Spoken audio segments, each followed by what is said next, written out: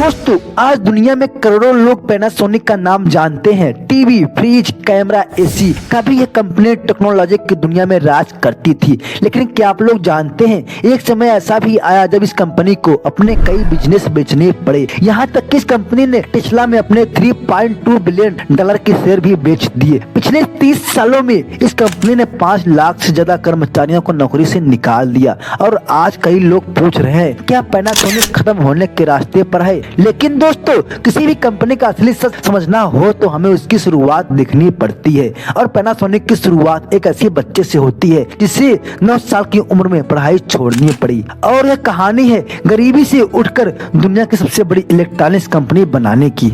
दोस्तों 27 नवंबर 1894 जापान के छोटे से गांव में कोनोसुके सत्यशुचिता का जन्म हुआ। वह अपने परिवार में 8 भाई बहनों के सबसे छोटे थे। शुरुआत में उनकी जिंदगी काफी अच्छी थी। उनके पिता एक सफल बिजनेसमैन थे और परिवार आर्थिक रूप से काफी मजबूत था। लेकिन किस्मत को कुछ और मंजूर था। जब कोनोसुके सिर्फ 4 साल के थे उनके पिता के बिजनेस में भारी नुकसान हो गया। इतना बड़ा नुकसान कि उन्हें अपनी सारी संपत्ति बेचनी पड़ी। यहाँ तक कि उन्होंने अपना पुश्तैनी घर भी छोड़ना पड़ा। पूरा परिवार मजबूरी में शहर की ओर चला गया। लेकिन शहर आने के बाद भी हालात नहीं सुधरे। गरीबी इतनी बढ़ गई कि जब कोनोसुके सिर्फ 9 साल के थे उन्हें अपनी पढ़ाई छोड़नी पड़ी और एक दुकान में काम करना शुरू करना पड़ा। सोचिए दोस्तों जिस उम्र में बच्चे स्कूल में पढ़ते हैं उस उम्र में कोनोसुके दुकान में काम कर रहे थे। लेकिन जिंदगी की मुश्किलें यहीं खत्म नहीं हुई।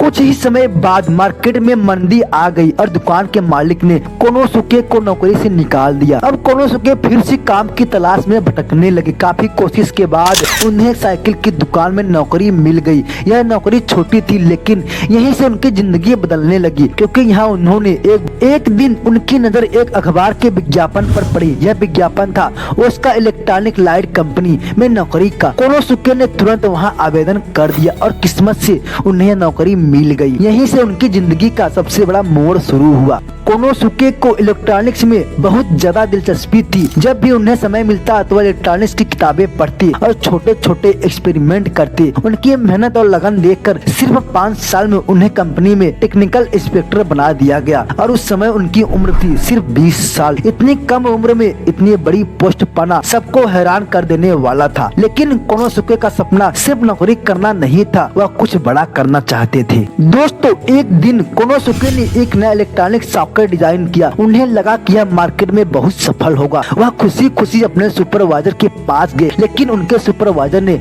उस सॉकेट को रिजेक्ट कर दिया। उन्होंने कहा यह मार्केट में नहीं चलेगा। यह सुनकर कोनोसुके को बहुत दुख हुआ, लेकिन उन्हें अपने आइडिया पर पूरा भरोसा था। और तभी उन्होंने एक ऐसा फैसला लिया जो उनकी जिंदगी बदलने वाला था। उन्होंने अपनी नौकरी छोड़ दी। दोस्तों अपनी सारी सेविंग से कोनोसुके ने कुछ टूल्स खरीदे। फिर उन्होंने एक छोटी सी टीम बनाई। इस टीम में शामिल थे उनकी पत्नी, उनका भाई और 2 दोस्त। सभी लोग 1-2 कमरे के छोटे से घर में बैठकर इलेक्ट्रिकल सॉकेट बनाने लगे। लेकिन मार्केट में कोई भी उनका प्रोडक्ट खरीदने को तैयार नहीं था। धीरे धीरे हालात इतने खराब हो गए कि उनके दोस्त भी उनका साथ छोड़कर चले गए। अब उनकी टीम में सिर्फ 3 लोग बचे थे, कोनोसुके और उनकी पत्नी और उनका भाई। इतनी गरीबी आज उन्हें अपना घर का सामान तक बेचना पड़ा। लेकिन कोनोसुके ने हार नहीं मानी।